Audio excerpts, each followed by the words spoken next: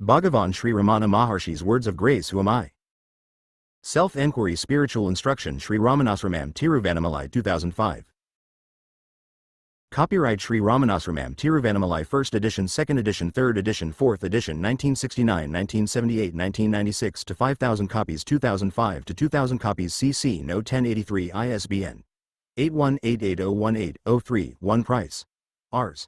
Published by V.S. Ramanan. President Sri Ramanasramam Tiruvannamalai 606603, Tamil Nadu, India. Email ashram@ramana-maharshi.org. Website ramana-maharshi.org. Typeset at Sri Ramanasramam. Printed by Sudarshan Graphics, Chennai 600017.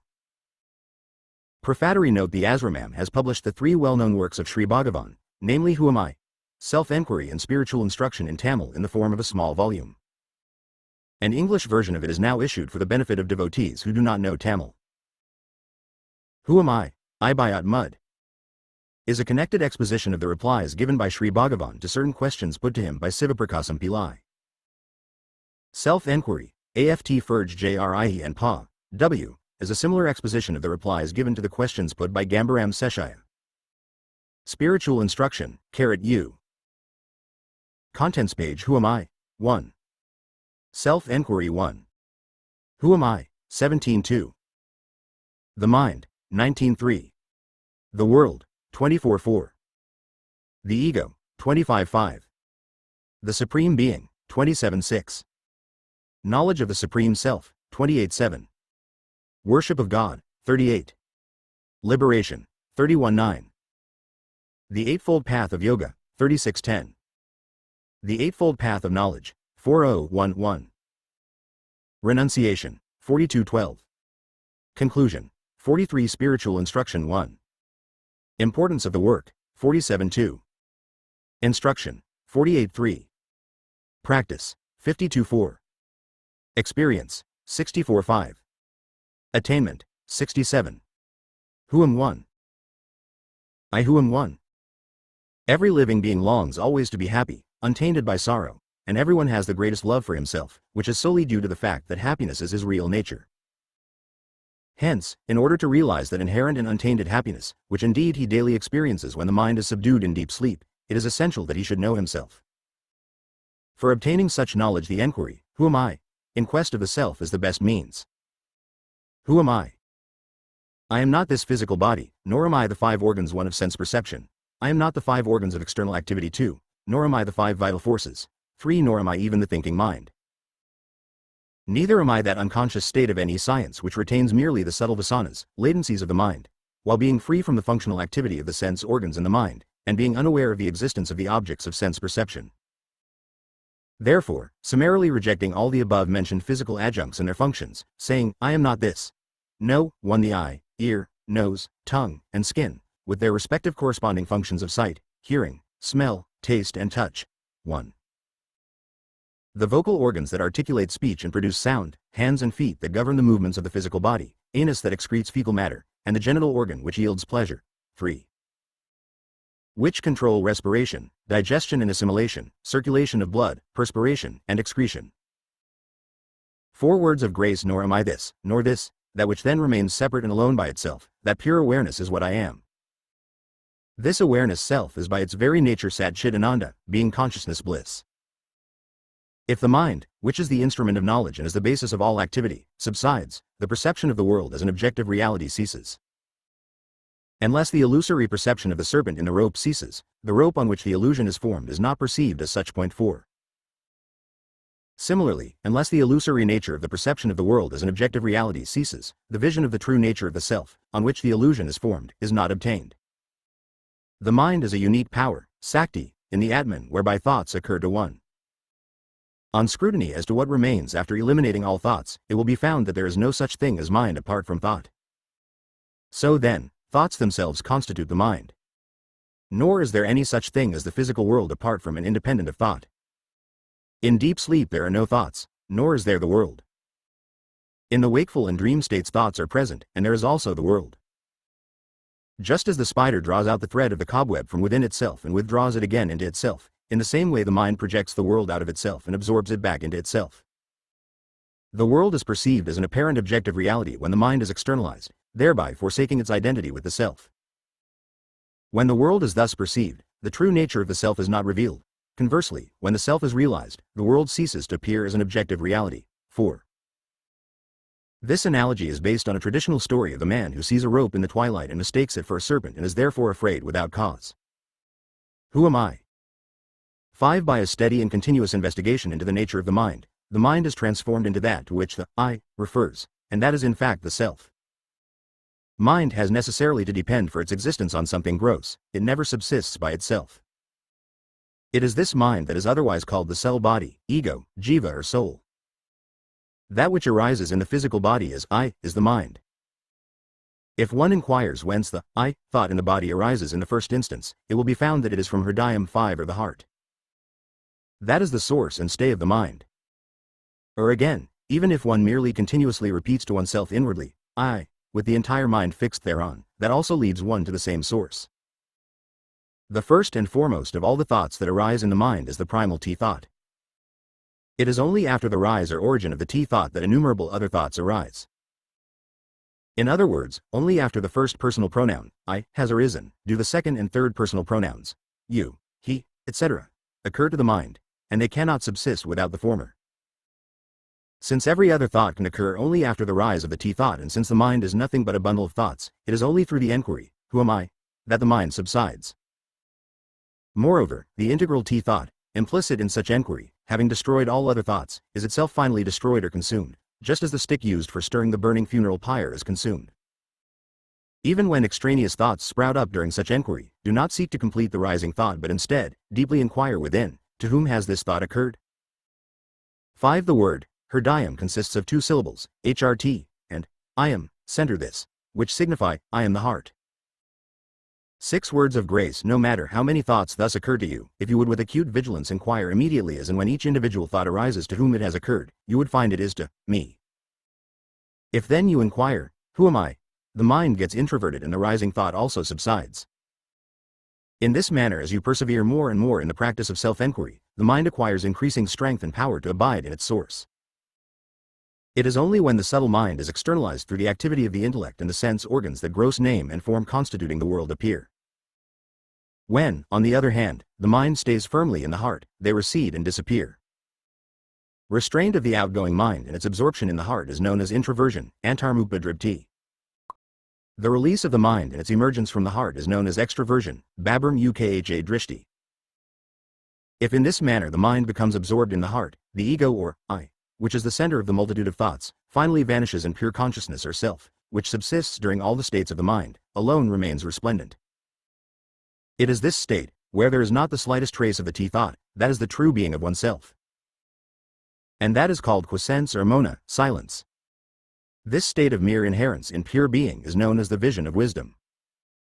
Such inherence means and implies the entire subsidence of the mind in the self. Nothing other than this and no psychic powers of the mind, such as thought reading, telepathy and clairvoyance, can be wisdom. Atman alone exists and is real. The threefold reality of world, individual soul, and God is, like the illusory appearance of silver in the mother of pearl, an imaginary creation in the Atman. They appear and disappear simultaneously. The self. Who am I? 7 alone is the world, the I and God. All that exists is but the manifestation of the Supreme. For the subsidence of mind there is no other means more effective and adequate than self-enquiry. Even though by other means the mind subsides, that is only apparently so, it will rise again.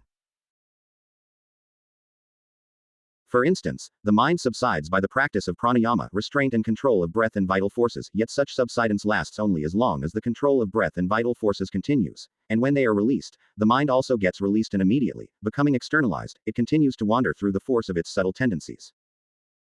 The source of the mind is the same as that of breath and vital forces. It is really the multitude of thoughts that constitutes the mind, and the T-thought is the primal thought of the mind, and is itself the ego. But breath too has its origin at the same place whence the ego rises. Therefore, when the mind subsides, breath and vital forces also subside, and conversely, when the latter subside, the former also subsides. Breath and vital forces are also described as the gross manifestation of the mind. Till the hour of death the mind sustains and supports these forces in the physical body. and when life becomes extinct, the mind envelopes them and carries them away. During sleep, however, the vital forces continue to function, although the mind is not manifest. This is according to the divine law and is intended to protect the body and to remove any possible doubt as to whether it is dead or alive while one is asleep. Without such arrangement by nature, sleeping bodies would often be cremated alive. The vitality apparent in breathing is left behind by the mind as a watchman. But in the wakeful state and in samadhi, when the mind subsides, breath also subsides. For this reason, because the mind has the sustaining and controlling power. 8 words of grace over breath and vital forces and is therefore ulterior to both of them. The practice of breath control is merely helpful in subduing the mind but cannot bring about its final extinction. Like breath control, meditation on form, incantations, invocations and regulation of diet are only aids to control of the mind. Through the practice of meditation or invocation, the mind becomes one-pointed. Just as the elephant's trunk, which is otherwise restless, will become steady if it is made to hold an iron chain, so that the elephant goes its way without reaching out for any other object, so also the ever-restless mind, which is trained and accustomed to a name or form through meditation or invocation, will steadily hold on to that alone. When the mind is split up and dissipated into countless varying thoughts, each individual thought becomes extremely weak and inefficient. When, on the contrary, such thoughts subside more and more till they finally get destroyed, the mind becomes one-pointed and, thereby acquiring strength and power of endurance, easily reaches perfection in the method of enquiry in quest of the self. Regulation of diet, restricting it to sattvic food 6, taken in moderate quantity, is of all the rules of conduct the best, and it is most conducive to the development of the sattvic qualities 7 of the mind. These, in their turn, assist one in the practice of Atma Vikbara or enquiry in quest of the self.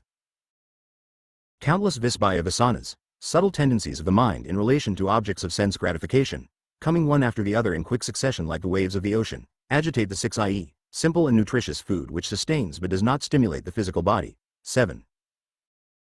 Purity of heart, self-restraint, evenness of temper, tenderness towards all beings, fortitude and freedom from desire, hatred and arrogance are the outstanding virtues of the sattvic mind. Who am I? 9. Mind.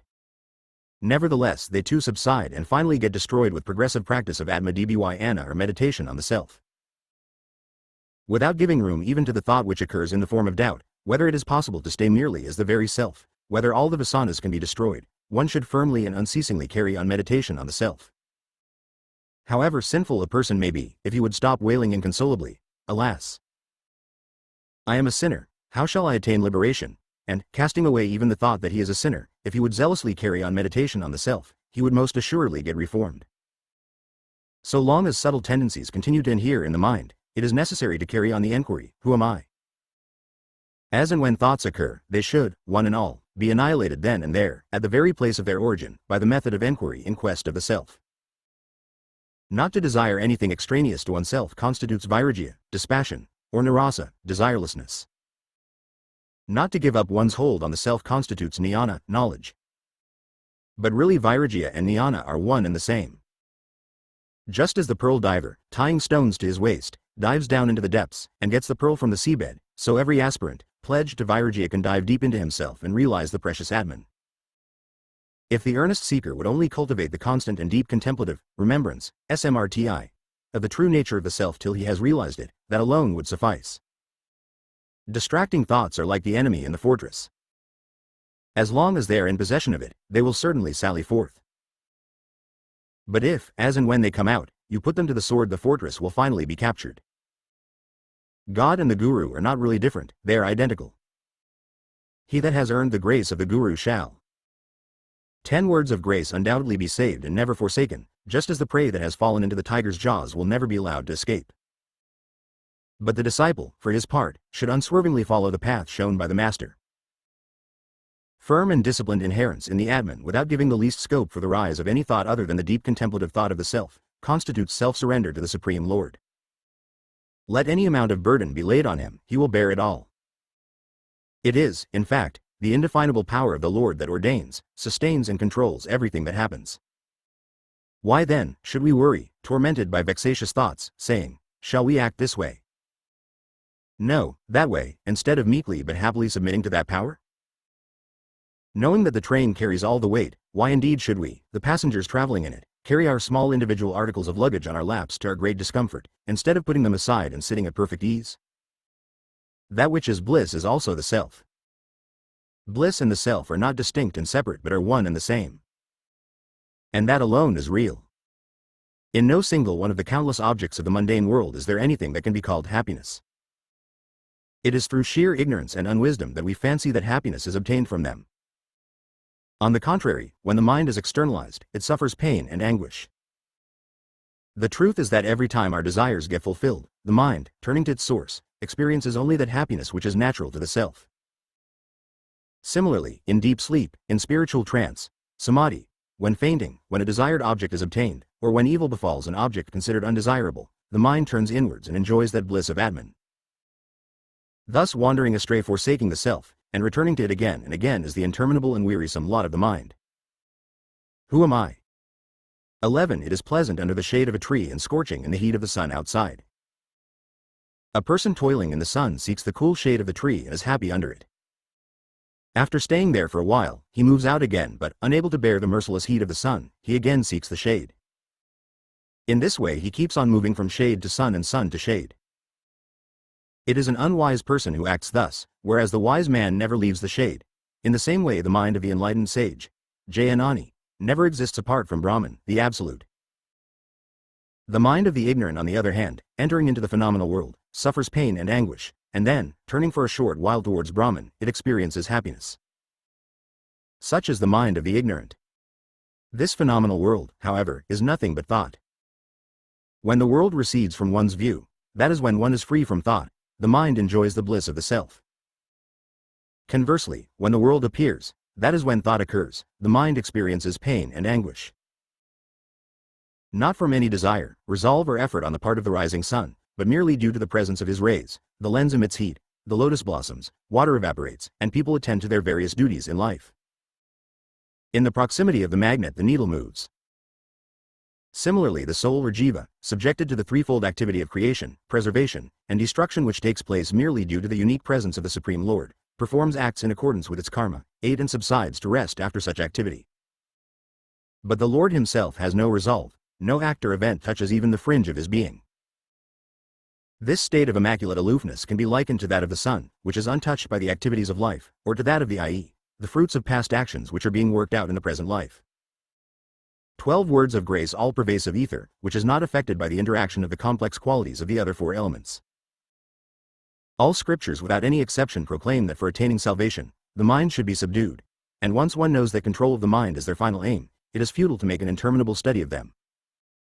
What is required for such control is actual enquiry into oneself by self-interrogation. Who am I? How can this enquiry in quest of the self be made merely by means of a study of the scriptures? One should realize the self by the eye of wisdom. Does Rama need a mirror to recognize himself as Rama? That to which the I refers is within the 5 sheaths, 9, whereas the scriptures are outside them. Therefore, it is futile to seek by means of the study of scriptures the self that has to be realized by summarily rejecting even the 5 sheaths. To inquire, who am I that am in bondage, and to know one's real nature is alone liberation. To keep the mind constantly turned within and to abide thus in the self, is alone Atmavigbara, self-enquiry, whereas Dhyana, meditation, consists in fervent contemplation of the self as Sat Sibitananda, being consciousness bliss. Indeed, at some time, one will have to forget everything that has been learnt. Just as it is futile to examine the rubbish that has to be swept up only to be thrown away, so it is futile for him who seeks to know the self to set to work enumerating the tattoos 10 that envelop the self and examining them instead of casting them away. He should consider the phenomenal world with reference to himself as merely a dream. 9. These are the physical, vital, and mental sheaths, and the sheaths of knowledge, experience, and of blissful ignorance. 10 tattvas are the elements into which phenomenal existence, from the subtle mind to gross matter, is classified. Who am I? 13. Except that the wakeful state is long and the dream state short, there is no difference between the two. All the activities of the dream state appear, for the time being, just as real as the activities of the wakeful state seem to be while awake. Only, during the dream state, the mind assumes another form or a different bodily sheath. For thoughts on the one hand and name and form on the other occur simultaneously during both the wakeful and dream states. There are not two minds, one good and the other evil. It is only the vasanas or tendencies of the mind that are of two kinds, good and favorable, evil and unfavorable. When the mind is associated with the former it is called good, and when associated with the latter it is called evil. However evil-minded other people may appear to you, it is not proper to hate or depeace them. Likes and dislikes, love and hatred are equally to be eschewed. It is also not proper to let the mind often rest on objects or affairs of mundane life. As far as possible, one should not interfere in the affairs of others. Everything offered to others is really an offering to oneself, and if only this truth were realized, who is there that would refuse anything to others? If the ego rises, all else will also rise. If it subsides, all else will also subside. The deeper the humility with which we conduct ourselves, the better it is for us. If only the mind is kept under control, what matters it where one may happen to be? Self-enquiry. 2. Self-enquiry. Chapter 1. Who am I? In this chapter is given clearly the path of enquiry into the self, or, who am I? Is not the sense of I natural to all beings, expressed in all their feelings as I came, I went, I did, or I was? On questioning what this is, we find that the body is identified with T because movements and similar functions pertain to the body. Can the body then be this I consciousness? It was not there before birth, it is composed of the 5 elements, it is absent one in sleep, and it, eventually, becomes a corpse. No, it cannot be. This sense of T, which arises in the body for the time being, is otherwise called the ego, ignorance, illusion, impurity, or individual self. The purpose of all the scriptures is this enquiry into the self. It is declared in them that the annihilation of the ego sense is liberation. How then can one remain indifferent to this teaching? Can the body, which is insentient as a piece of wood, shine and function as I? No, therefore, lay aside this insentient body as though it were truly a corpse. Do one i.e. from our awareness. Words of grace not even murmur, I, but inquire keenly within what it is that now shines within the heart as I, underlying the unceasing flow of varied thoughts, there arises the continuous, unbroken awareness, silent and spontaneous, as IL in the heart. If one catches hold of it and remains still, it will completely annihilate the sense of I in the body, and will itself disappear as a fire of burning camphor. Sages and scriptures proclaim this to be liberation. The veil of ignorance can never completely hide the self. How can it? Even the ignorant do not fail to speak of the I, it only hides the reality, tam the self, or I am pure consciousness, and confounds the I with the body. The self is self-effulgent. One need give it no mental picture, anyway. The thought that imagines it is itself bondage, because the self is the effulgence transcending darkness and light, one should not think of it with the mind. Such imagination will end in bondage, whereas the self spontaneously shines as the absolute. This enquiry into the self in devotional meditation evolves into the state of absorption of the mind into the self and leads to liberation and unqualified bliss. The great sages have declared that only by the help of this devotional enquiry into the self can liberation be attained. Because the ego in the form of the I thought is the root of the tree of illusion, its destruction fells illusion, even as a tree is felled by the cutting of its roots. This easy method of annihilating the ego is alone worthy to be called bhakti, devotion, jnana, knowledge, yoga, union, or dhyana, meditation. In the I am the body, consciousness, the 3 bodies too composed of the 5 sheaths 3 are contained. If that mode of 2 i.e., the physical, subtle and causal, of the waking, dream and sleep states respectively, 3 i.e. the gross, sensory, mental, intellectual and blissful. Self-enquiry 19 consciousness is removed, all else drops off of its own accord, all other bodies depend on it. There is no need to eliminate them separately because the scriptures declare that thought alone is bondage. It is their final injunction that the best method is to surrender the mind in the form of the T thought to him, the self, and, keeping quite still, not forget him. Chapter 2. The mind. In this chapter are described briefly the nature of the mind, its states and location according to the Hindu scriptures. An entity known as the mind is derived from the subtle essence of the food consumed, which flourishes as love, hatred, lust, anger, and so on, which is the totality of mentality, intellect, desire, and ego, which, although it has such diverse functions, bears the generic name, mind, which is objectified as the insentient objects cognized by us, which, though itself insentient, appears to be sentient, being associated with consciousness, just as a piece of red-hot iron appears to be fire, in which the principle of differentiation is inherent, which is transient and is possessed of parts.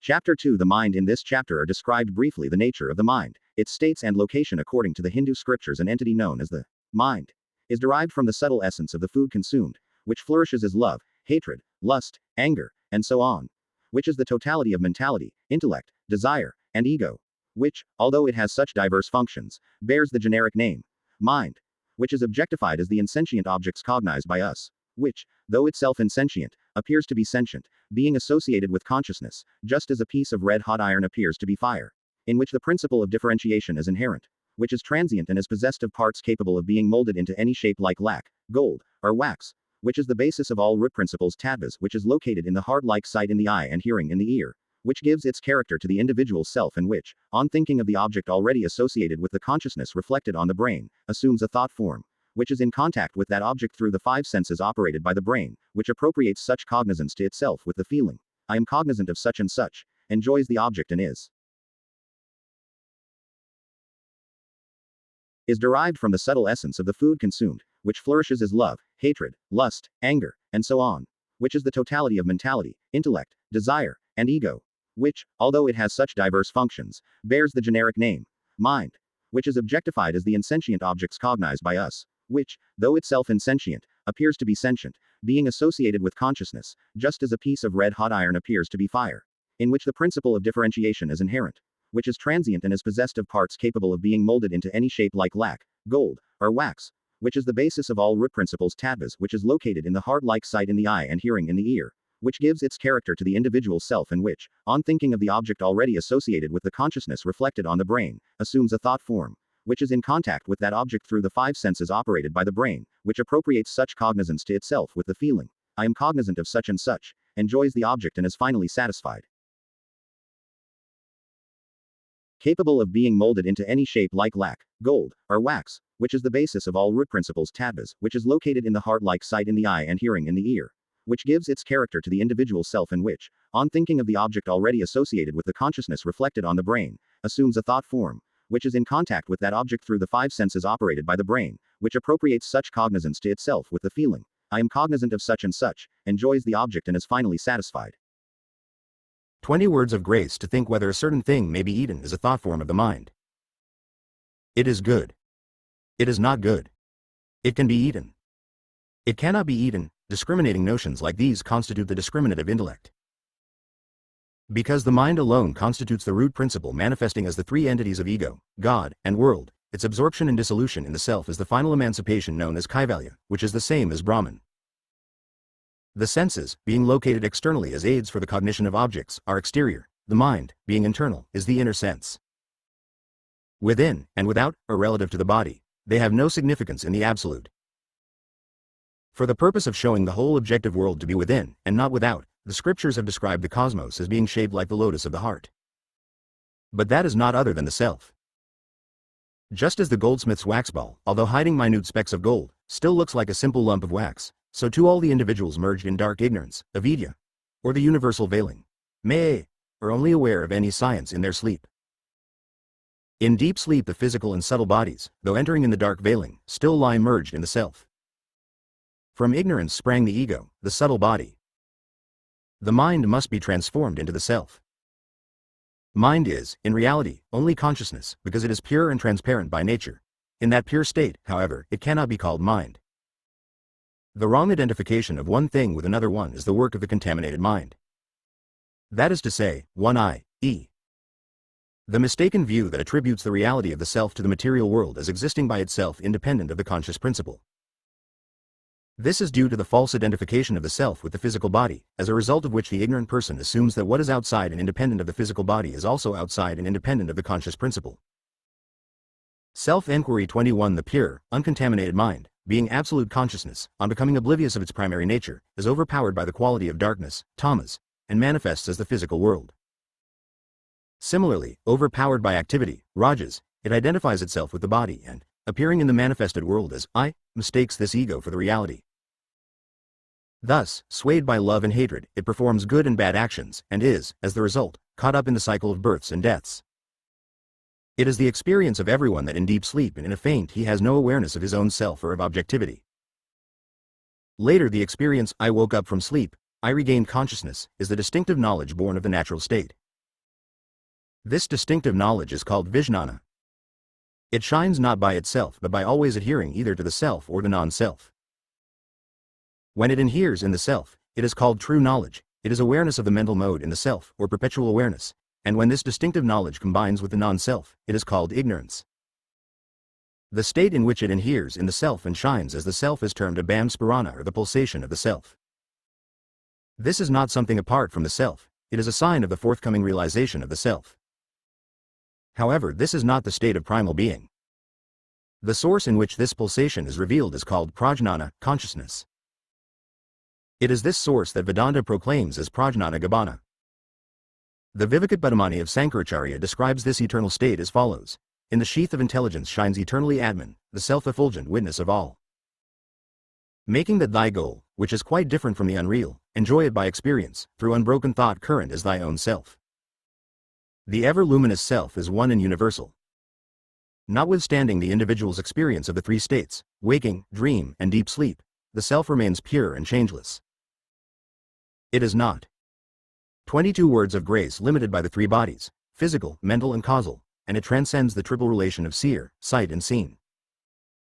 The diagram in this page will be found helpful in understanding the changeless state of the self, transcending the illusory manifestations referred to above. Diagram 1.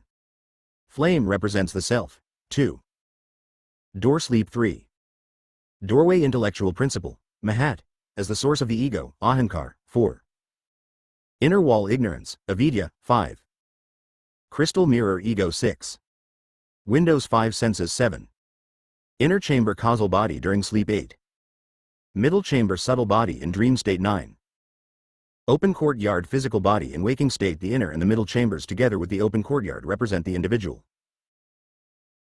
Self-Enquiry 23. The sketch illustrates how the luminous consciousness of the self, shining by itself, functions as the causal body. 7. In the inner chamber surrounded by walls of ignorance, Avidya. 4.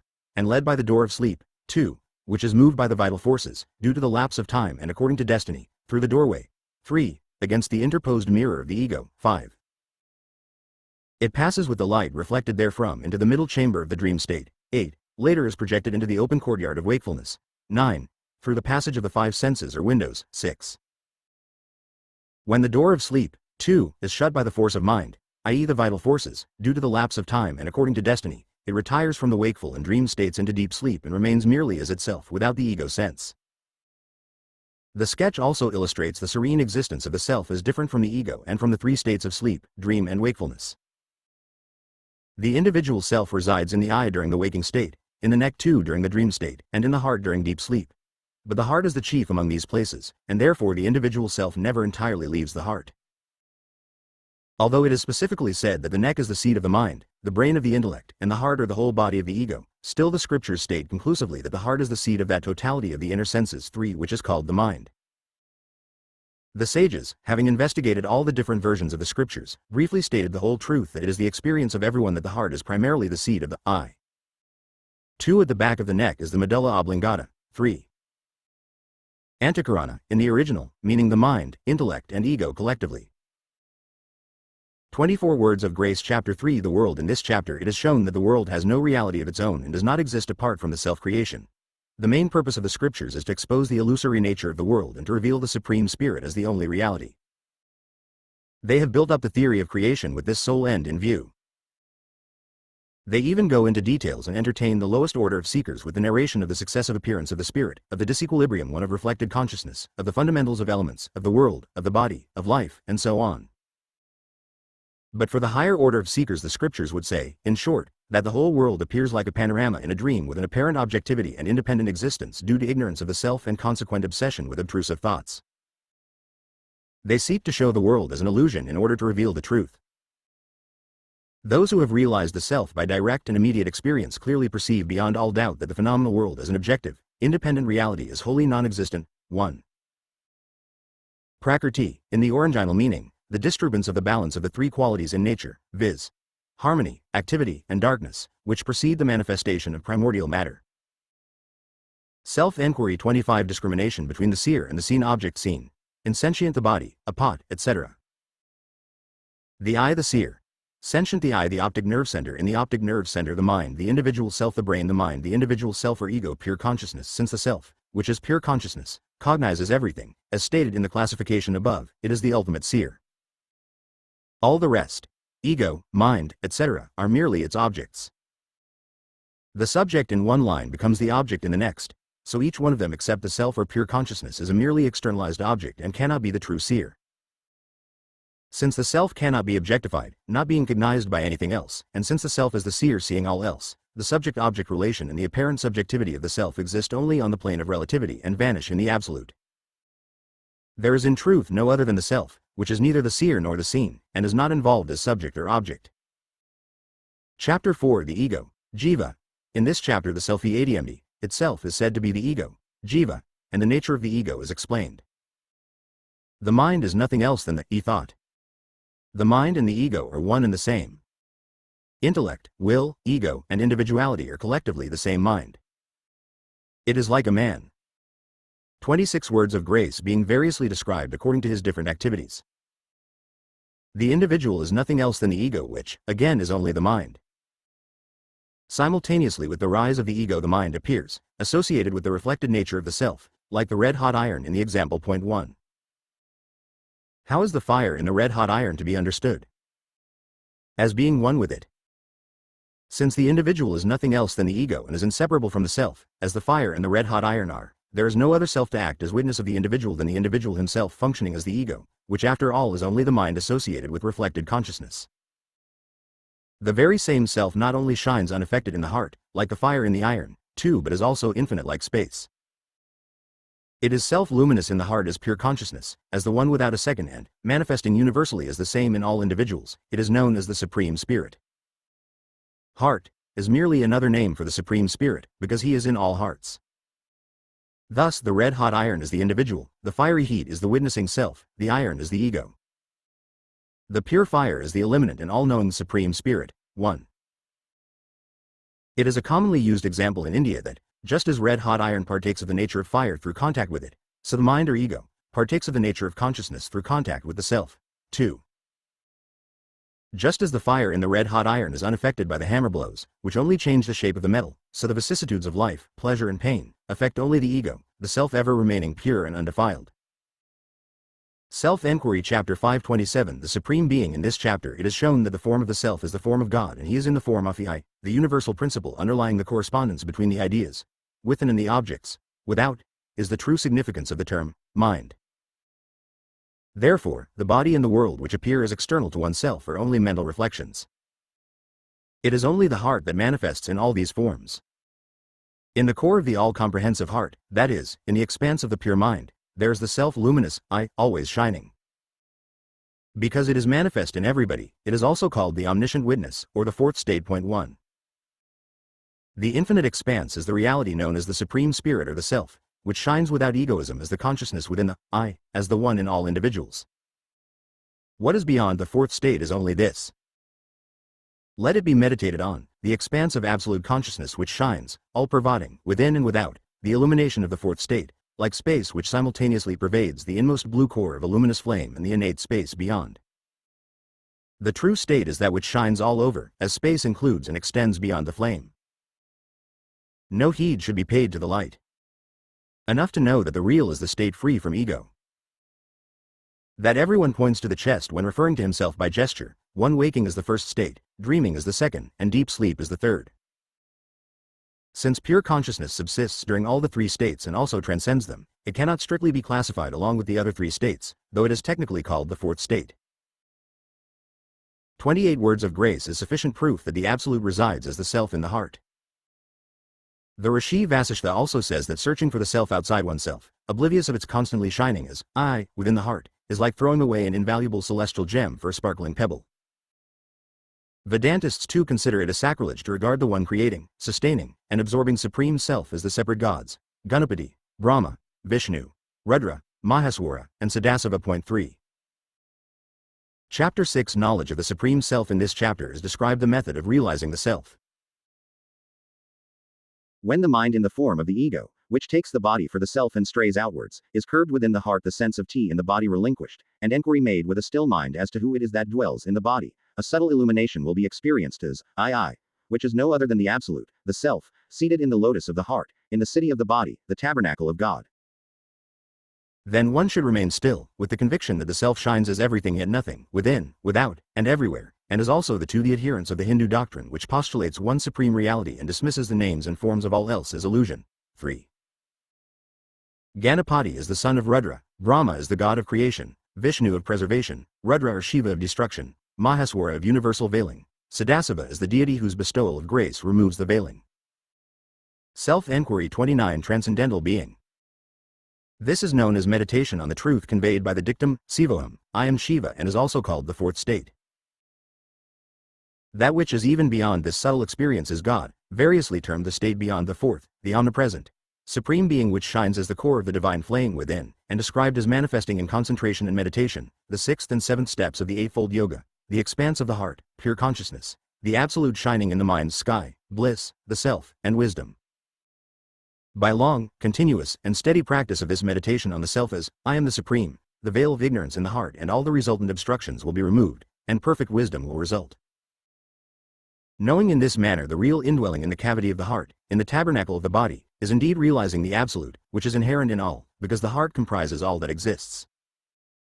This is confirmed by the scriptural text, the sage abides blissful in the city of 9 gates which is the body, and the body is the temple, the individual self is the absolute. If he is worshipped as the supreme I am, liberation will result. The spirit which bears the body in the form of 5 sheaths is the cavity. The cavity is only the heart, the transcendental being residing therein is the lord of the cave. This method of realizing the absolute is known as Dabara Vidya or intuitive knowledge of the heart. What more is there to say? One should realize it by direct, immediate experience. 30 Words of Grace Chapter 7 Worship of God. In this chapter it is said that perennial awareness of the self is real worship and penance, tapas. The purpose of worshipping the impersonal Supreme Being is the incessant remembrance of the truth that you are Brahman, because the meditation, I am Brahman, comprises sacrifice, gifts, penance, ritual, prayer, yoga and worship. The only way to overcome obstructions to your meditation is to forbid the mind to dwell on them and to introvert it into the self and there witness unconcernedly all that happens. There is no other method. Do not even for a moment lose sight of the self. Fixing the mind on the self or the I abiding in the heart is the perfection of yoga, meditation, wisdom, devotion and worship. Since the Supreme Being abides as the self, constant surrender of the mind by absorption in the self is said to comprise all forms of worship. Mind controlled, all else is controlled. The mind is itself the life current. The ignorant say that in form it looks like a coiled serpent. 1. The 6 subtle centers 2. Chakras, are merely mental pictures and are meant for beginners in yoga. We project ourselves into the idols and worship them, because we do not understand true inward worship. Knowledge of the self, which knows all, is knowledge in perfection. 1. Kundalini, in the original, usually meaning a mysterious dynamic force dormant at the base of the spine, whose arousal is said to confer first thaumaturgic powers and then spiritual illumination. 2. These are said to be centers in the subtle body along the spine from the sacral region to the top of the head. The life cornet in its upward passage forces its way into them and in doing so confers thaumaturgic and other powers. Self-Enquiry 31 Distracted as we are by various thoughts, if we would continuously contemplate the self, which is itself God, this single thought would in due course replace all distraction and would itself ultimately vanish. The pure consciousness that alone finally remains is God. This is liberation. Never to be heedless of one's own all-perfect, pure self is the acme of yoga, wisdom, and all other forms of spiritual practice. Even though the mind wanders restlessly, involved in external matters, and so is forgetful of its own self, one should remain alert and remember, the body is not I. Who am I? Inquire in this way, turning the mind backward to its primal state. The enquiry, who am I, is the only method of putting an end to all misery and ushering in supreme beatitude. Whatever may be said and however phrased, this is the whole truth in a nutshell. Chapter 8 Liberation. This chapter teaches that liberation can indeed be obtained by constant and prolonged meditation on the self in the form of Sivoham, I am Shiva, which means, I am Atman. The characteristics of Jivan Mukti, liberation in this life, and Yidiham Mukti, liberation of fear death, are described. Because the individual self, which is nothing but the mind, has lost the knowledge of its identity with the real self, and has enmeshed itself in bondage, its search for the self, its own eternal primal nature, resembles that of the shepherd searching for a lamb which all the time he bears on his own shoulders. However, the self-oblivious ego, even when once made aware of the self, does not get liberation, that is self-realization. 32 Words of Grace on account of the obstruction of accumulated mental tendencies. It frequently confuses the body with the self, forgetting that it is itself in truth the self. Long cultivated tendencies can indeed be eradicated by long continued meditation. I am not the body, the senses, the mind, etc. I am the self. Therefore, the ego, that is the mind, which is nothing but a bundle of tendencies, and which confuses the body with I, should be subdued, and thus should the supreme liberated state known as self-realization be reached after prolonged devotional worship of the divine self, which is the very being of all the gods. This self-investigation annihilates the mind, and itself gets destroyed eventually, just as a stick used to stir the funeral pyre is itself finally burnt. This is the state of liberation. Self, wisdom, knowledge, consciousness, the Absolute and God denote the same thing. Can a man become a high officer by merely once seeing such an officer? He may become one if he strives and equips himself for the position.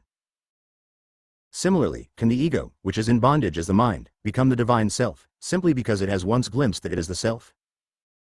Is this not impossible without the destruction of the mind? Can a beggar become a king by merely visiting a king and declaring himself one? Similarly, unless the bond of the mind is cut asunder by prolonged and unbroken meditation, I am the self, the Absolute, it is impossible to attain the transcendental state of bliss, which is identical with the annihilation of the mind. The self is the Absolute and the Absolute is the self.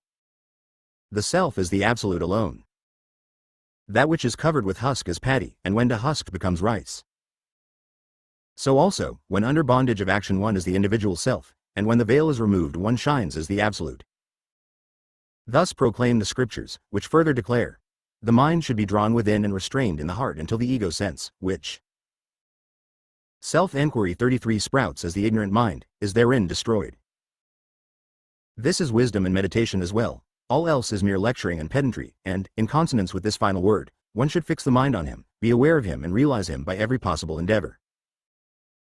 Just as a Brahmin actor does not forget that he is a Brahmin, whatever part he may be acting, so also a man should not confuse himself with his body, but should have a firm awareness of his being the self, whatever his activity may be.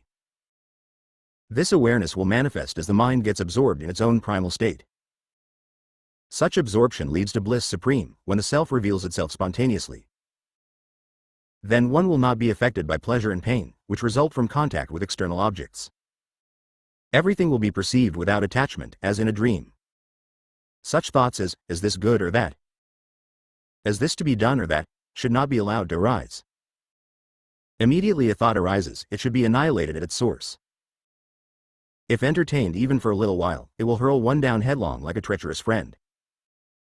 Can the mind which is fixed in its original state possess an ego sense or have any problem to solve? Do not such thoughts themselves constitute bondage? Hence, when such thoughts arise due to past tendencies, not only should the mind be curbed and turned back to its true state, but also it should be made to remain unconcerned and indifferent to external happenings. Is it not due to self-forgetfulness that such thoughts arise and cause more and more misery? Though the discriminating thought, I am not the doer, all actions are merely the reactions of the body, senses and mind, is an aid for turning the mind back to its primal state, nevertheless it is still a thought, but one which is necessary for those minds which are addicted to much thinking. On the other hand, can the mind, fixed unswervingly in the divine self and remaining unaffected even 34 words of grace while engaged in activities, give in to such thoughts as, I am the body. I am engaged in work, or again to the discriminating thought, I am not the doer, these actions are merely reactions of the body, senses and mind. Gradually one should, by all possible means, try always to be aware of the self. Everything is achieved if one succeeds in this. Let not the mind be diverted to any other object. One should abide in the self without the sense of being the doer, even when engaged in work born of destiny, like a madman. Have not many devotees achieved much with a detached attitude and firm devotion of this nature? Because the quality of purity, sattva, is the real nature of the mind, clearness like that of the unclouded sky is the characteristic of the mind expanse. Being stirred up by the quality of activity, rajas, the mind becomes restless and, influenced by darkness, tamas, manifests as the physical world. The mind thus becoming restless on the one hand and appearing as solid matter on the other, the real is not discerned. Just as fine silk threads cannot be woven with the use of a heavy iron shuttle, or the delicate shades of a work of art be distinguished in the light of a lamp flickering in the wind, so is realization of truth impossible with the mind rendered gross by darkness, tamas, and restless by activity, rajas, because truth is exceedingly subtle and serene. Mind will be cleared of its impurities only by a desireless performance of duties during several births, getting a worthy master, learning from him and incessantly practicing meditation on the Supreme. The transformation of the mind into the world of inert matter due to the quality of darkness, tamas, and its restlessness due to the quality of activity, mjas, will cease. Then the mind regains its subtlety and composure. The bliss of the self can manifest only in a mind rendered subtle and steady by assiduous meditation. He who experiences that bliss is liberated even while still alive. Self-Enquiry 35. When the mind is divested of the qualities of darkness and activity by constant meditation, the bliss of the self will clearly manifest within the subtle mind. Yogis gain omniscience by means of such mind expanse. He alone who has achieved such subtlety of mind and has gained realization of the self is liberated while still alive. The same state has been described in Ramagita 1 as the Brahman beyond attributes, the one universal and differentiated spirit. He who has attained the unbroken eternal state beyond even that, transcending mind and speech, is called Vidyahamukta. That is, when even the aforesaid subtle mind is destroyed, the experience of bliss as such also ceases. He is drowned and dissolved in the fathomless ocean of bliss and is unaware of anything apart. This is Vidyahamukti. There is nothing beyond it. It is the end of all. As one continues to abide as the self, the experience, I am the Supreme Spirit, grows and becomes natural. The restlessness of the mind and the thought of the world in due course become extinct. Because experience is not possible without the mind, realization takes place with the subtle mind. Since Vidyahamukti connotes the entire dissolution of even the subtle mind, this state is beyond experience. It is the transcendental state. I am not the body. I am the pure spirit, is the clear and indubitable experience of The Jivanmukta, that is one who is liberated while yet alive. Nevertheless, if the mind is not totally destroyed, there is the possibility of his becoming apparently unhappy in his incidental association with objects, as ordained by his destiny. He may also appear to the onlooker as not having realized the unbroken eternal bliss, because his mind seems to be agitated.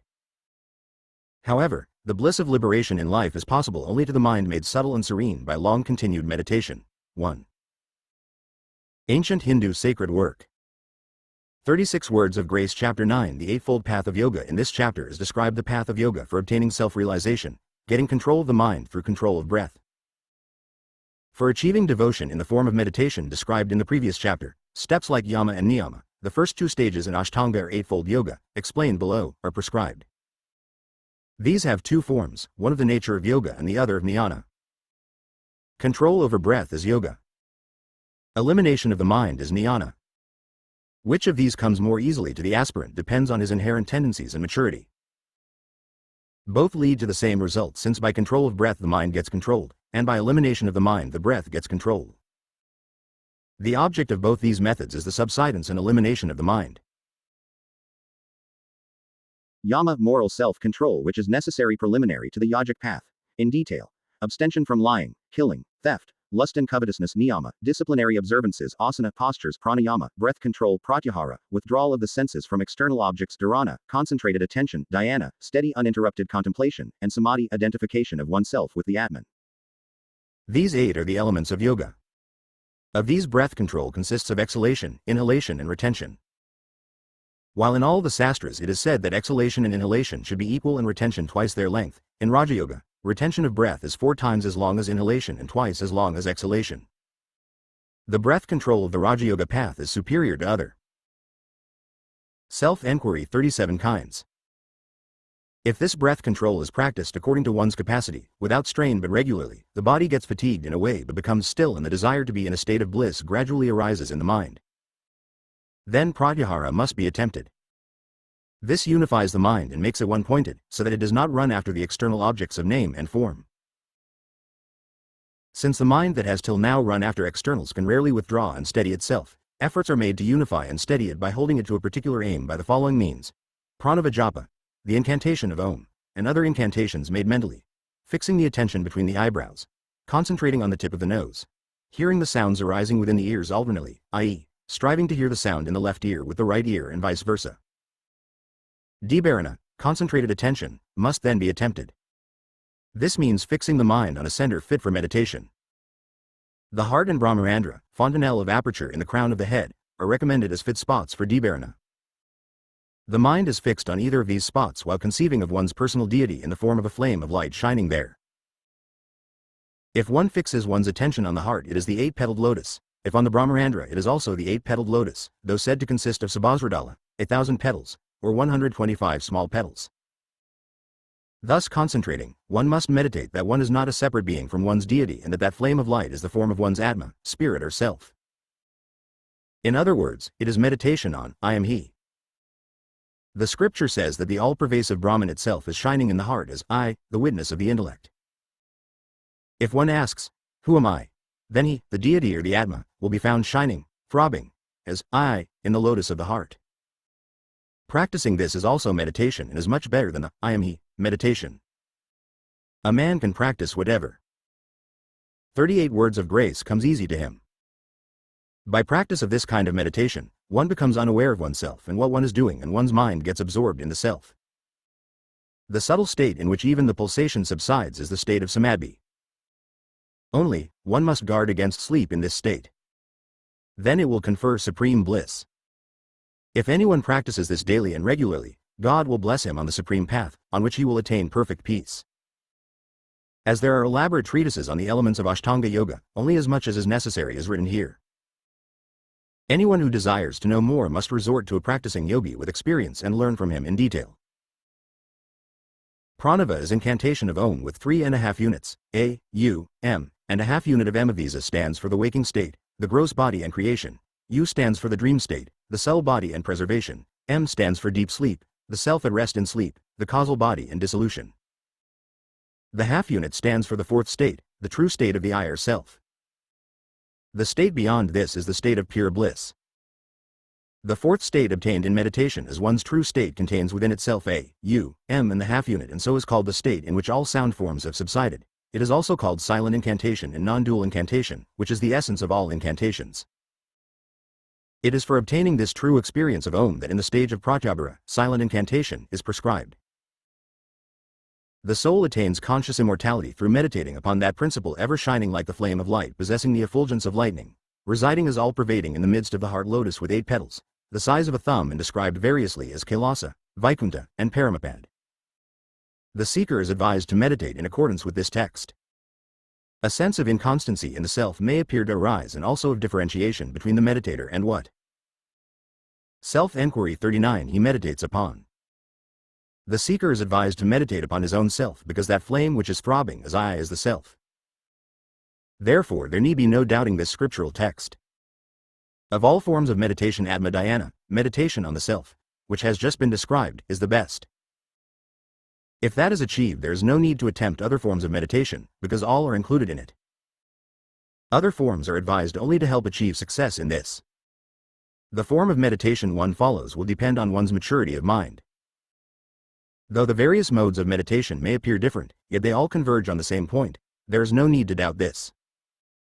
Knowing one's own self is knowing God.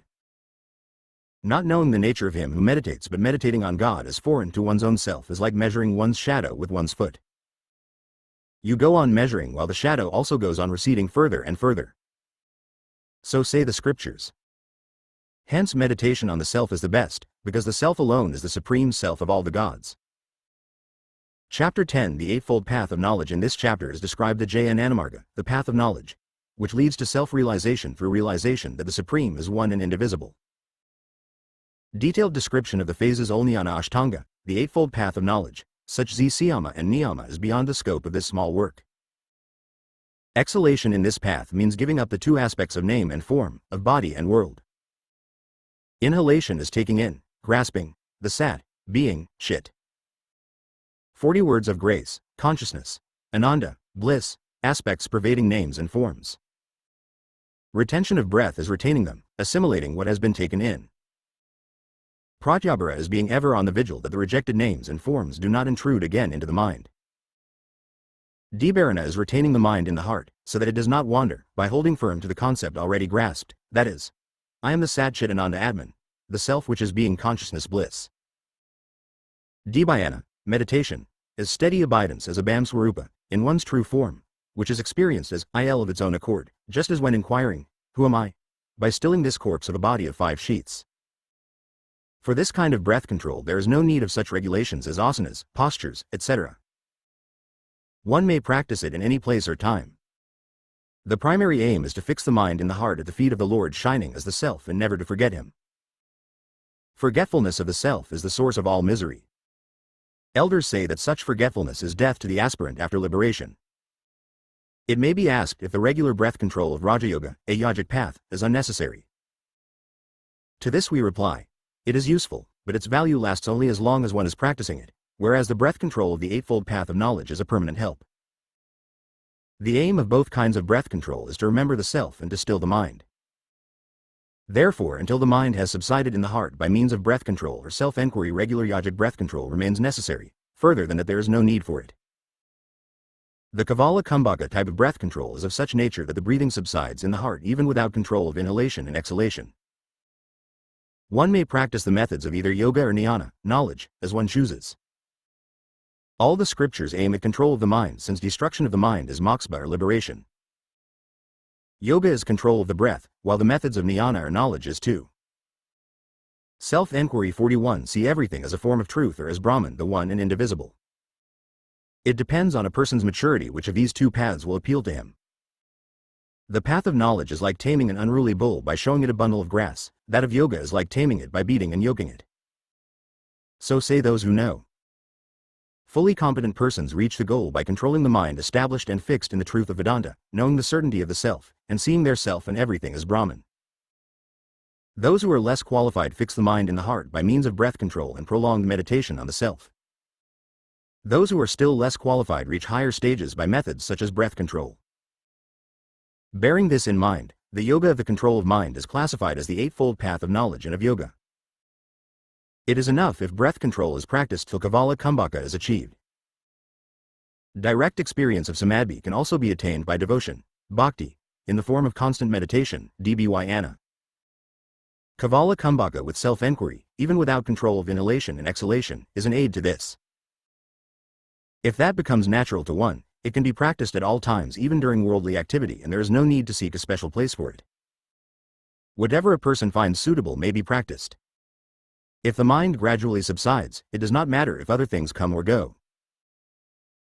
In the Bhagavad Gita, Lord Krishna says that the devotee is higher than the yogi and that the means to liberation is bhakti, devotion, in the form of continuous or prolonged meditation on the self, which is the sole reality. Therefore, if, somehow or other, we get the strength to rest the mind perpetually in Him, why worry about other things?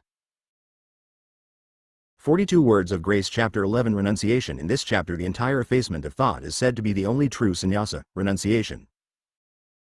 Sannyasa or renunciation is not the discarding of external things but of the ego. To such renouncers, sannyasins, there exists no difference between solitude and active life.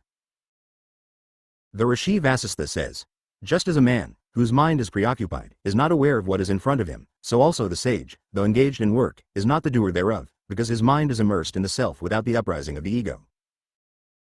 Just as a man lying on his bed dreams that he is falling headlong over a precipice, so also the ignorant person whose ego is still present, though engaged in deep meditation in solitude, does not cease to be the doer of all action. Chapter 12 Conclusion. It is within our power to adopt a simple and nutritious diet and, with earnest and incessant endeavor, to eradicate the ego, the cause of all misery, by stopping all mental activity born of the ego. Can obsessing thoughts arise without the ego, or can there be illusion apart from such thoughts? Therefore meditate incessantly upon the self and obtain the supreme bliss of liberation.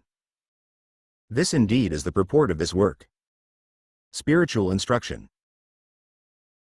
Ill spiritual instruction, Upadesa A. Anjari. Invocation. I seek refuge at the sacred feet of the Blessed Ramana, who performs the entire work of creation, preservation and destruction, while remaining wholly unattached, and who makes us aware of what is real and thus protects us, that I may set down his words fittingly.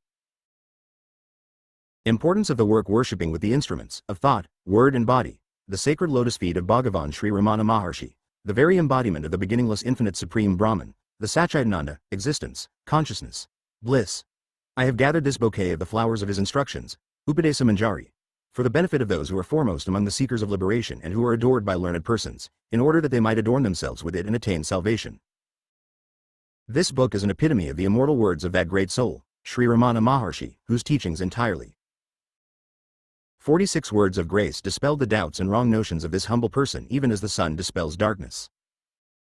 The subject of this book is that eternal Brahman which shines as the pinnacle and heart of all the Vedas and Agamas. That incomparable self-realization, Atmasiddhi, which is praised by all the Upanishads and which is the supreme good to be sought by all noble aspirants, Brahmavids, is the theme of this work, *. Chapter 1 Instruction, Upadesa, 1. What are the marks of a real teacher, Sadguru? Steady abidance in the self, looking at all with an equal eye, unshakable courage at all times, in all places and circumstances, etc. 2. What are the marks of an earnest disciple, Sadsashya? An intense longing for the removal of sorrow and attainment of joy, and an intense aversion for all kinds of mundane pleasure. 3. What are the characteristics of instruction, Upadesa?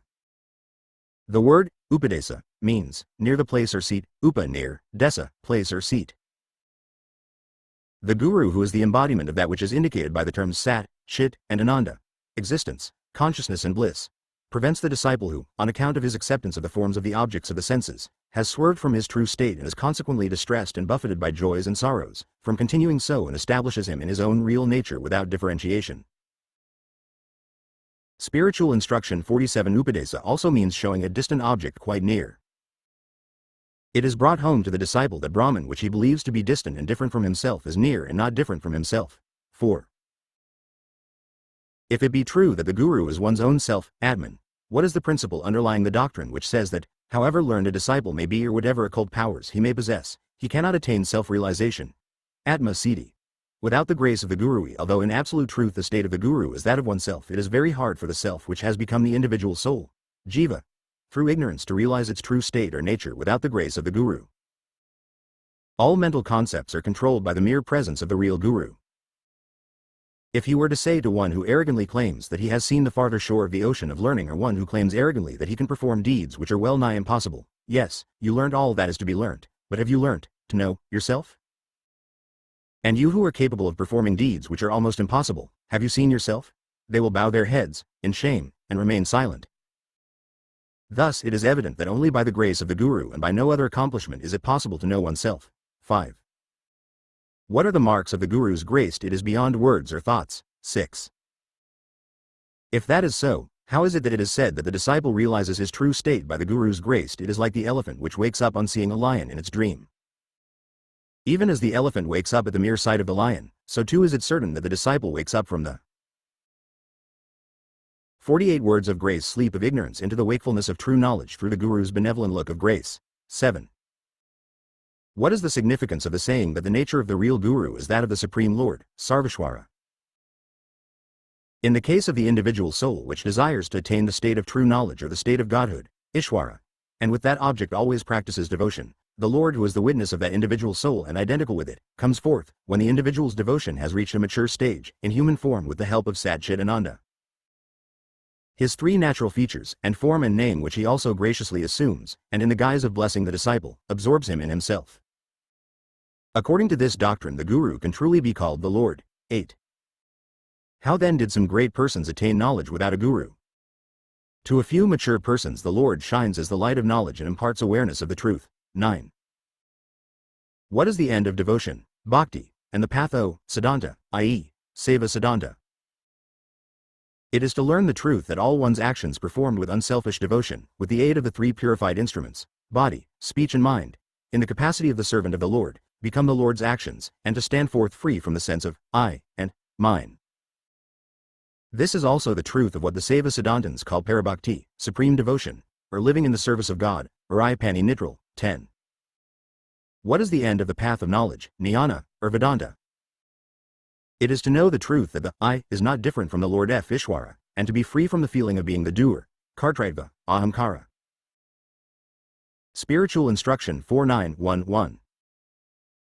How can it be said that the end of both these paths is the Samal, whatever the means? The destruction of the sense of I and mine is the goal, and as these are interdependent, the destruction of either of them causes the destruction of the other. Therefore, in order to achieve that state of silence which is beyond thought and word, either the path of knowledge which removes the sense of I, or the path of devotion which removes the sense of mine, will suffice. So there is no doubt that the end of the paths of devotion and knowledge is one and the same. Note: so long as the T exists, it is necessary to accept the Lord also. If anyone wishes to regain easily the supreme state of identity, Sayujya, now lost to him, it is only proper that he should accept this conclusion. 12. What is the mark of the ego? The individual soul of the form of I is the ego.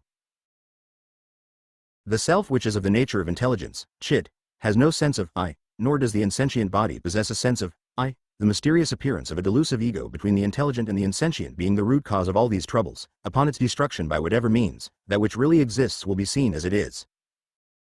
This is called liberation, moksha. 50 Words of Grace Chapter 2 Practice, Abhyasa, 1. What is the method of practice? As the self of a person who tries to attain self-realization is not different from him and as there is nothing other than or superior to him to be attained by him, self-realization being only the realization of one's own nature, the seeker of liberation realizes, without doubts or misconceptions, his real nature by distinguishing the eternal from the transient, and never swerves from his natural state. This is known as the practice of knowledge. This is the enquiry leading to self-realization. 2. Can this path of enquiry be followed by all aspirants? This is suitable only for ripe souls.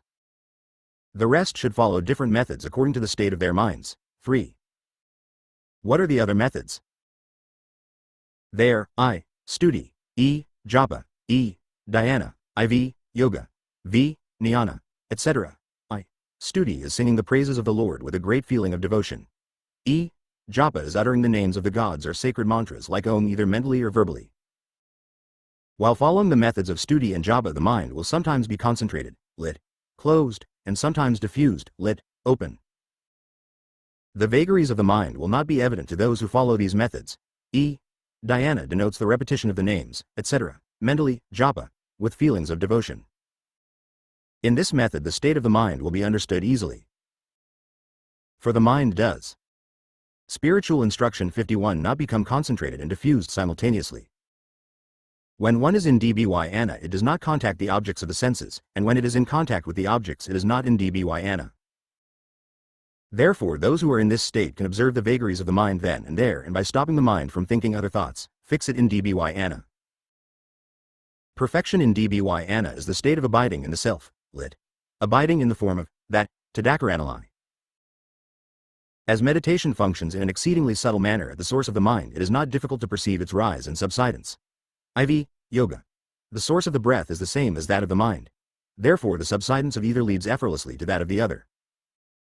The practice of stilling the mind through breath control, pranayama, is called yoga. Fixing their minds on psychic centers such as the Sabhasrara, lit. The thousand-petaled lotus, yogis remain for any length of time without awareness of their bodies. As long as this state continues they appear to be immersed in some kind of joy. But when the mind which has become tranquil emerges, becomes active again, it resumes its worldly thoughts.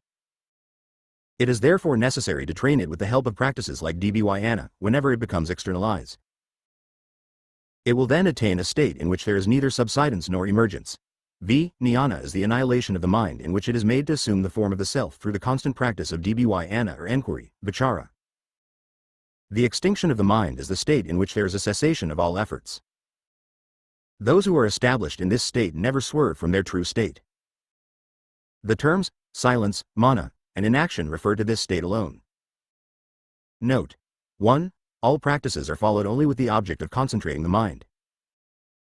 As all the mental activities like remembering, forgetting, desiring, hating, attracting, discarding, 52 Words of Grace etc. are modifications of the mind, they cannot be one's true state. Simple, changeless being is one's true nature. Therefore to know the truth of one's being and to be it, is known as release from bondage and the destruction of the knot, Granthi Nasam. Until this state of tranquility of mind is firmly attained, the practice of unswerving abidance in the self and keeping the mind unsoiled by various thoughts is essential for an aspirant. 2. Although the practices for achieving strength of mind are numerous, all of them achieve the same end. For it can be seen that whoever concentrates his mind on any object, will, on the cessation of all mental concepts, ultimately remain merely as that object. This is called successful meditation, dhyana siddhi. Those who follow the path of enquiry realize that the mind which remains at the end of the enquiry is Brahman. Those who practice meditation realize that the mind which remains at the end of the meditation is the object of their meditation. As the result is the same in either case, it is the duty of aspirants to practice continuously either of these methods till the goal is reached. 4. Is the state of being still a state involving effort or effortless? It is not an effortless state of indolence. All mundane activities which are ordinarily called effort are performed with the aid of a portion of the mind and with frequent breaks. But the act of communion with the self, Atma Vyavahara, or remaining still inwardly, is intense activity which is performed with the entire mind and without break. Maya, delusion or ignorance, which cannot be destroyed by any other act, is completely destroyed by this intense activity which is called silence, mana. 5. What is the nature of Maya? Maya is that which makes us regard as non-existent the self, the reality, which is always and everywhere present, all-pervasive. Spiritual instruction 53 and self-luminous, and as existent the individual soul, jiva, the world, jagat, and God, para, which have been conclusively proved to be non-existent at all times and places. 6. As the self shines fully of its own accord, why is it not generally recognized like the other objects of the world by all persons? Wherever particular objects are known, it is the self which has known itself in the form of those objects. For what is known as knowledge or awareness is only the patency of the self, Atma Shakti. The self is the only sentient object. There is nothing apart from the self. If there are such objects, they are all insentient and therefore cannot either know themselves or mutually know one another. It is because the self does not know its true nature in this manner that it seems to be immersed and struggling in the ocean of birth and death, in the form of the individual soul. 7. Although the Lord is all-pervasive, it appears, from passages like, adorning him through his grace, that he can be known only through his grace. How then can the individual soul by its own efforts attain self-realization in the absence of the Lord's grace? As the Lord denotes the self and as grace means the Lord's presence or revelation, there is no time when the Lord remains unknown. If the light of the sun is invisible to the owl, it is only the fault of that bird and not of the sun. Similarly, can the unawareness by ignorant persons of the self, which is always of the nature of awareness, be other than their own fault? How can it be the fault of the self? It is because grace is of the very nature of the Lord that he is well known as the Blessed Grace. Therefore the Lord, whose nature itself is grace, does not have to bestow his grace. Nor is there any particular time for bestowing his grace. 54 Words of Grace 8. What part of the body is the abode of the self? The heart on the right side of the chest is generally indicated. This is because we usually point to the right side of the chest when we refer to ourselves. Some say that the Sahasrara, the thousand-petaled lotus, is the abode of the self. But if that were true, the head should not fall forward when we go to sleep or faint. 9. What is the nature of the heart? The sacred texts describing it say, between the two breasts, below the chest and above the abdomen, there are 6 organs of different colors. One of them resembling the bud of a water lily and situated 2 digits to the right is the heart. It is inverted and within it is a tiny orifice which is the seat of dense darkness, ignorance, full of desires. All the psychic nerves, nadis, depend upon it. It is the abode of the vital forces, the mind and the light of consciousness. Point 2. But, although it is described thus, the meaning of the word heart, hridayam, is the self, Atman. As it is denoted by the terms existence, consciousness, bliss, eternal and plenum, sat, chit, anandam, nityam, purnam, it has no differences such as exterior and interior or up and down. That tranquil state in which all thoughts come to an end is called the state of the self. When it is realized as it is, there is no scope for discussions about its location inside the body or outside. 10. Why do thoughts of many objects arise in the mind even when there is no contact with external objects? All such thoughts are due to latent tendencies, purva samskaras. They appear only to the individual consciousness ijiva, which has forgotten its real nature and become one. These are not the same as the chakras. 2.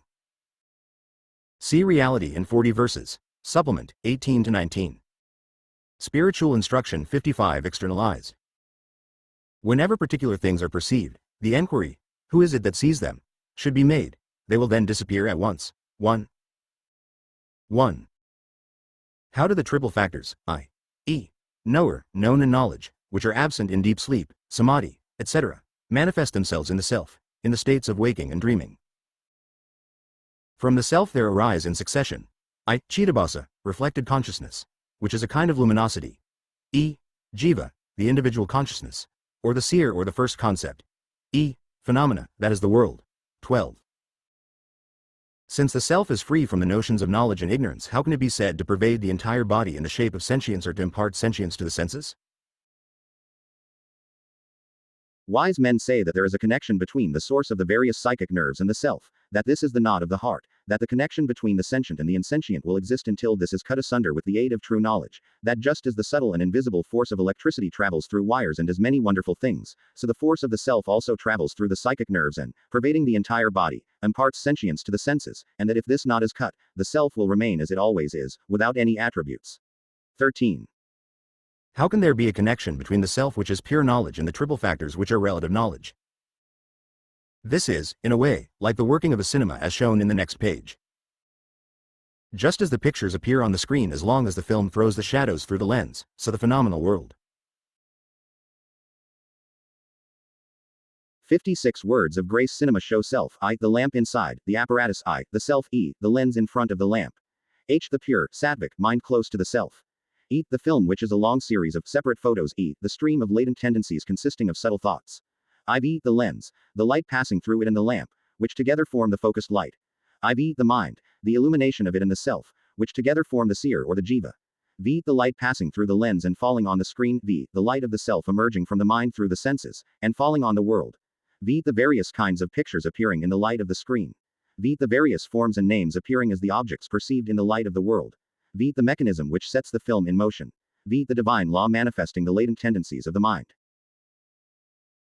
Spiritual instruction 57 will continue to appear to the individual in the waking and dream states as long as there are latent mental impressions.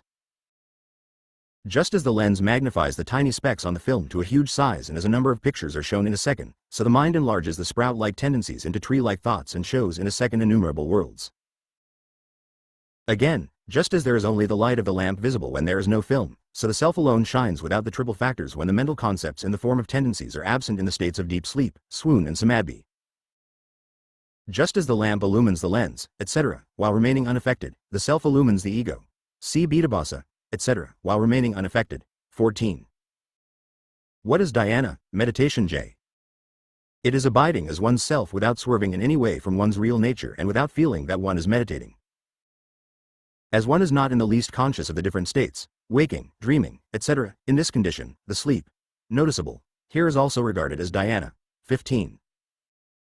What is the difference between dhyana and samadhi? Dhyana is achieved through deliberate mental effort. In samadhi there is no such effort. 16. What are the factors to be kept in view in dhyana? It is important for one who is established in his self, Atma-nishtad, to see that he does not swerve in the least from this absorption. By swerving from his true nature he may see before him bright effulgences, etc., or hear unusual sounds or regard as real the visions of gods appearing within or outside himself. He should not be deceived by these and forget himself. Note. If the moments that are wasted in thinking of the objects which are not the self are spent on inquiry into the self-realization will be attained in a very short time.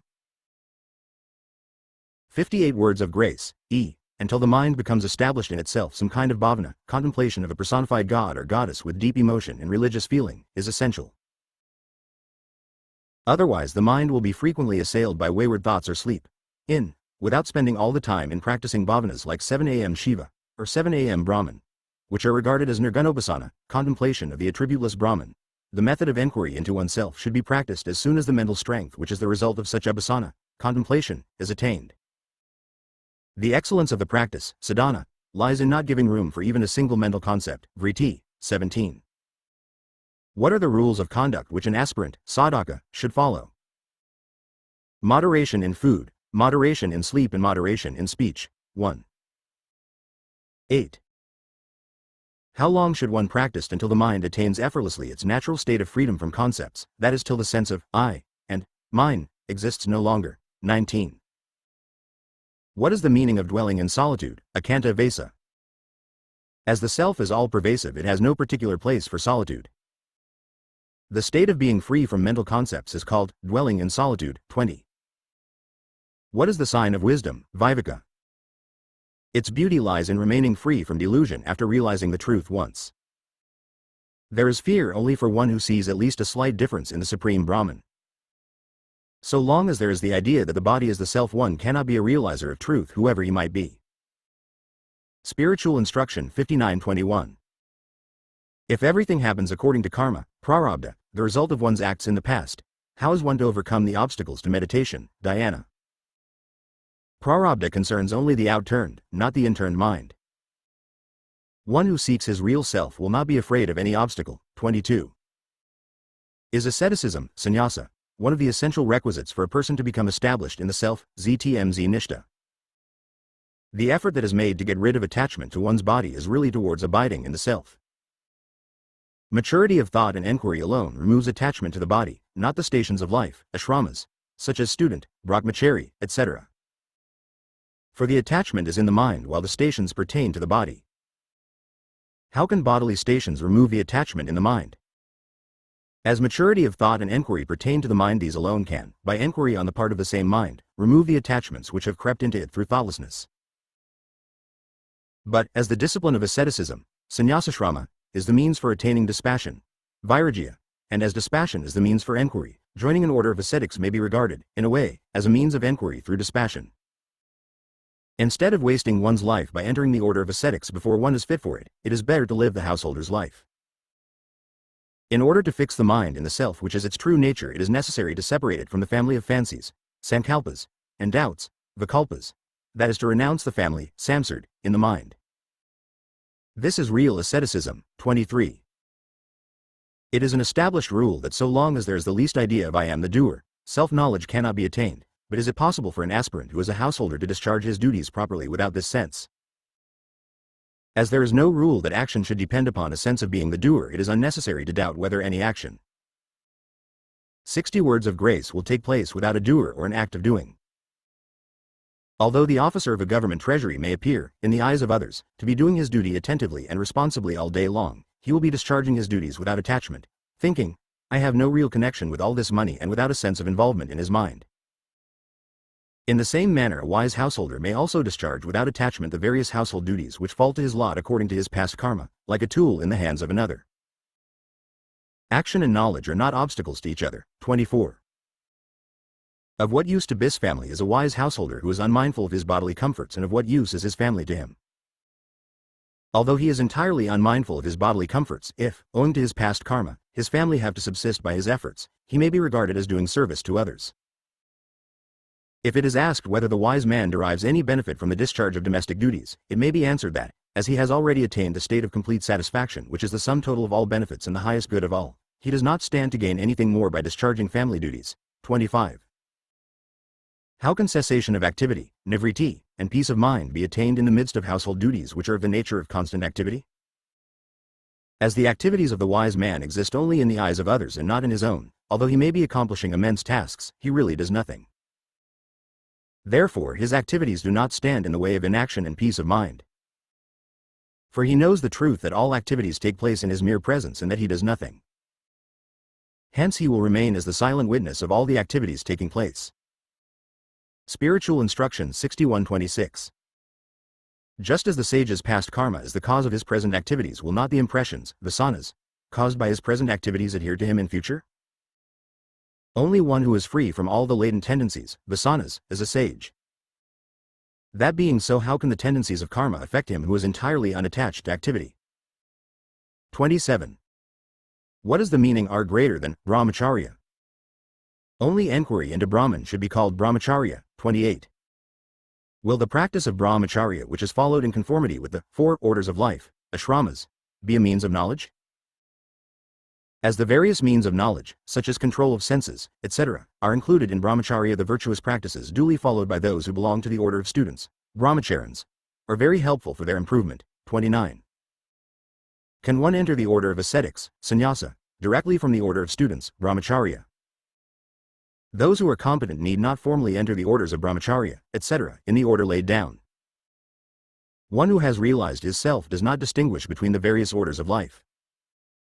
Therefore no order of life either helps or hinders him. 30. Does an aspirant, sadhaka, lose anything by not observing the rules of caste and orders of life? As the attainment, anusthana, lit. Practice, of knowledge is the supreme end of all other practices, there is no rule that one who remains in any one order of life and constantly acquires knowledge is bound to follow the rules laid down for that order of life. If he follows the rules of caste and orders of life, he does so for the good of the world. He does not derive any benefit by observing the rules. Nor does he lose anything by not observing them. 62 Words of Grace Chapter 3 Experience, Anubhava, 1. What is the light of consciousness? It is the self-luminous existence consciousness which reveals to the seer the world of names and forms both inside and outside. The existence of this existence consciousness can be inferred by the objects illuminated by it. It does not become the object of consciousness. 2. What is knowledge, Vijnana? It is that tranquil state of existence consciousness which is experienced by the aspirant and which is like the waveless ocean or the motionless ether. 3. What is bliss? It is the experience of joy, or peace, in the state of Vijnana free of all activities and similar to deep sleep. This is also called the state of Kevala Nirvikalpa, remaining without concepts. 4. What is the state beyond bliss? It is the state of unceasing peace of mind which is found in the state of absolute quiescence, Jagrat Sushupti, lit. Sleep with awareness, which resembles an active deep sleep. In this state, in spite of the activity of the body and the senses, there is no external awareness, like a child immersed in sleep one, who is not conscious of the food given to him by his mother. A yogi who is in this state is inactive even while engaged in activity. The acts of sleeping children like eating and drinking are acts only in the eyes of others and not in their own. They do not therefore really do those acts in spite of their appearing to do them. Spiritual Instruction 63. This is also called Sahaja Nirvikalpa Samadhi, natural state of absorption in oneself without concepts. 5. What is the authority for saying that the entire moving and unmoving worlds depend upon oneself? The self means the embodied being. It is only after the energy, which was latent in the state of deep sleep, emerges with the idea of I, that all objects are experienced. The self is present in all perceptions as the perceiver. There are no objects to be seen when the I is absent. For all these reasons it may undoubtedly be said that everything comes out of the self and goes back to the self. 6. As the bodies and the selves animating them are everywhere actually observed to be innumerable, how can it be said that the self is only one? If the idea, I am the body, is accepted too, the selves are multiple. The state in which this idea vanishes is the self, since in that state there are no other objects. It is for this reason that the self is regarded as one only. 7. What is the authority for saying that Brahman can be apprehended by the mind and at the same time that it cannot be apprehended by the mind? It cannot be apprehended by the impure mind but can be apprehended by the pure mind. 8. What is pure mind and what is impure mind? When the indefinable power of Brahman separates itself from Brahman and, in union with the reflection of consciousness, Chidabhasa, assumes various forms, it is called the impure mind. When it becomes free from the reflection of consciousness too, the idea that one is one's body is what is called Hdaya Granthi, knot of the heart. Of the various knots, this one, which binds together what is conscious with what is insentient, is what causes bondage. 64 words of grace, Abhasa, through discrimination, it is called the pure mind. Its state of union with the Brahman is its apprehension of Brahman. The energy which is accompanied by the reflection of consciousness is called the impure mind, and its state of separation from Brahman is its non-apprehension of Brahman. 9. Is it possible to overcome, even while the body exists, the karma, prarabdha, which is said to last till the end of the body? Yes. If the agent, doer, upon whom the karma depends, namely the ego, which has come into existence between the body and the self, merges in its source and loses its form, will the karma which depends upon it alone survive? Therefore, when there is no I, there is no karma. 10. As the self is existence and consciousness, what is the reason for describing it as different from the existent and the non-existent, the sentient and the insentient? Although the self is real, as it comprises everything, it does not give room for questions involving duality about its reality or unreality. Therefore, it is said to be different from the real and the unreal. Similarly, even though it is consciousness, since there is nothing for it to know or to make itself known to, it is said to be different from the sentient and the insentient. Spiritual Instruction Chapter 465 Attainment, Aruda, 1. What is the state of attainment of knowledge? It is firm and effortless abidance in the self in which the mind which has become one with the self does not subsequently emerge again at any time.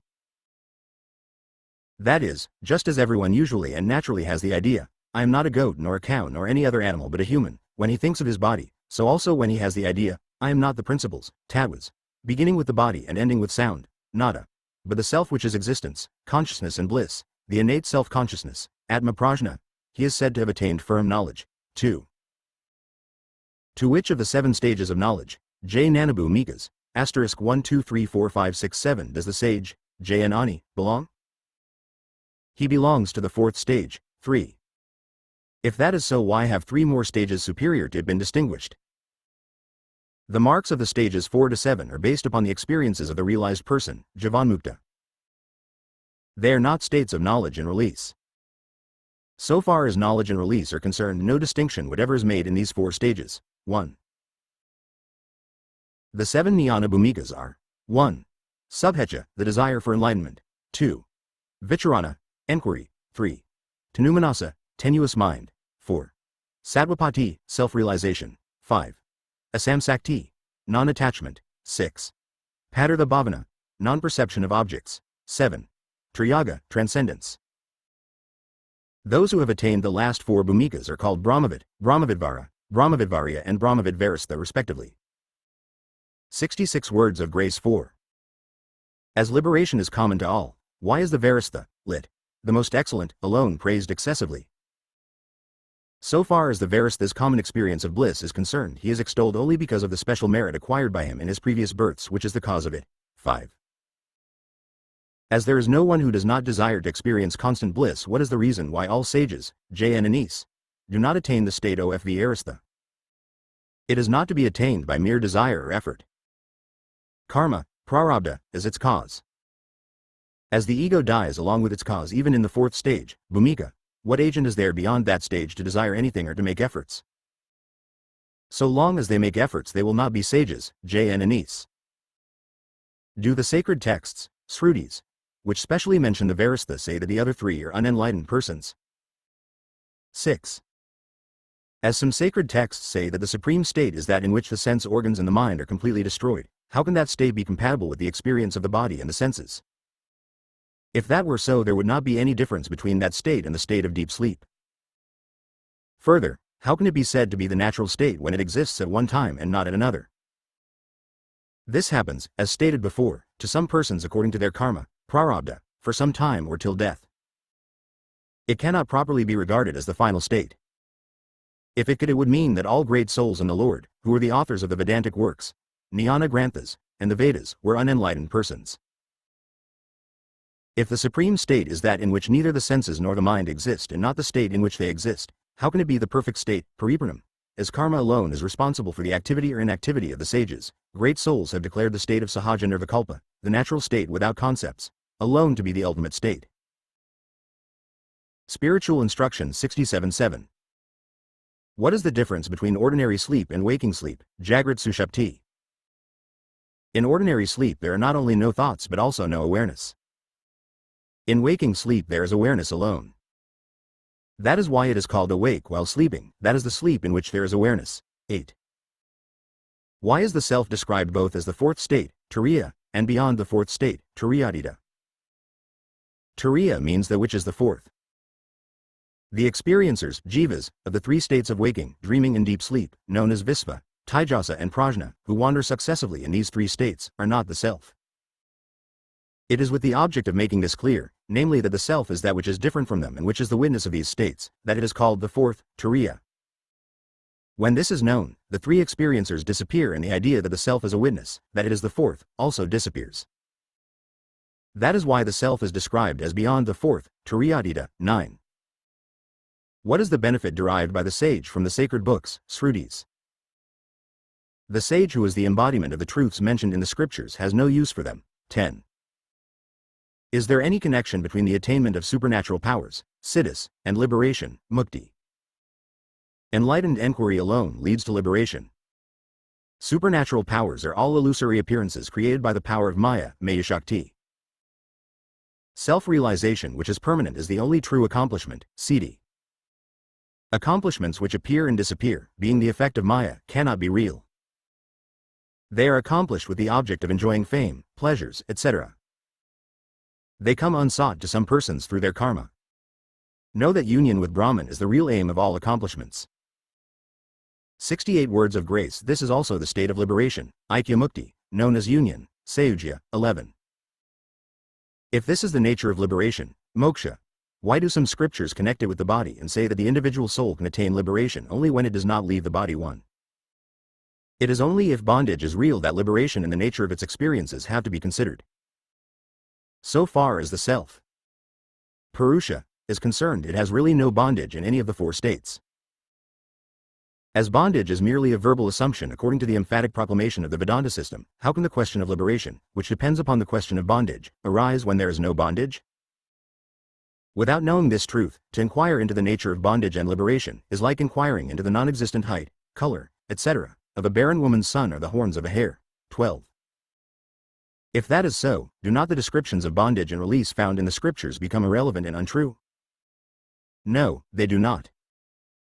On the contrary, the delusion of bondage fabricated by ignorance from time immemorial can be removed only by knowledge, and for this purpose the term, liberation, mukti, has been usually accepted. That is all.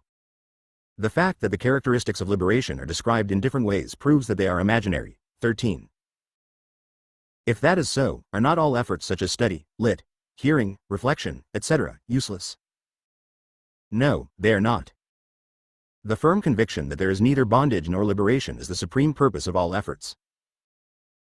As this purpose of seeing boldly, through direct experience, that bondage and liberation do not exist, cannot be achieved except with the aid of the aforesaid practices, these efforts are useful.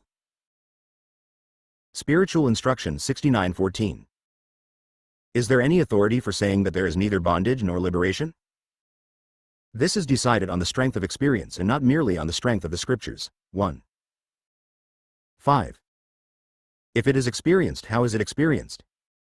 Bondage and liberation are mere linguistic terms. They have no reality of their own. Therefore, they cannot function of their own accord. It is necessary to accept the existence of some basic thing of which they are the modifications. If one inquires, for whom is there bondage and liberation? It will be seen, they are for me. If one inquires, who am I? One will see that there is no such thing as the I. It will then be as clear as an amalaka fruit in one's hand that what remains is one's real being. As this truth will be naturally and clearly experienced by those who leave aside mere verbal discussions and inquire into themselves inwardly, there is no doubt that all realized persons uniformly see neither bondage nor liberation so far as the true self is concerned. 16. If truly there is neither bondage nor liberation, what is the reason for the actual experience of joys and sorrows? They appear to be real only when one turns aside from one's real nature. They do not really exist. 1. 7. Is it possible for everyone to know directly without doubt what exactly is one's true nature? Undoubtedly it is possible. 18. How it is the experience of everyone that even in the states of deep sleep, fainting, etc., when the entire universe, moving and stationary, beginning with earth and ending with the unmanifested, prakriti, disappear, he does not disappear. Therefore the state of pure being which is common to all and 70 words of grace which is always experienced directly by everybody is one's true nature. The conclusion is that all experiences in the enlightened as well as the ignorant state, which may be described by newer and newer words, are opposed to one's real nature. May this book consisting of the words of experience, which have come out of the lotus heart of Bhagavan Sri Ramana Maharshi, shine as a lamp of true knowledge to illuminate the true minds of those who have renounced the world. Blessings. May the world be blessed for long with the feet of Guru Ramana, who abides as that silent principle which absorbs all of us and remains by itself as the root of the three principles, soul, world and Iswara. Om Tat Sat.